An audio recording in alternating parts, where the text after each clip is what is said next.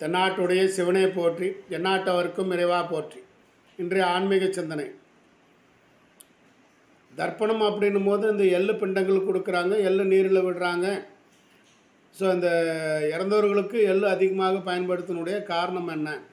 ஏன் வேறு சிறு குறு தானியங்களை பயன்படுத்தாமல் எள்ளு மட்டும் பயன்படுத்துகிறோம் அப்படின்னா, எள்ளாகப்பட்டது மகாவிஷ்ணுடைய ரோமத்திலிருந்து கீழே விழுந்ததுங்க. அதனால் விமோசனம் கொடுக்கக்கூடிய ஒரு கடவுள் அப்படின்னா மகாவிஷ்ணு தாங்க.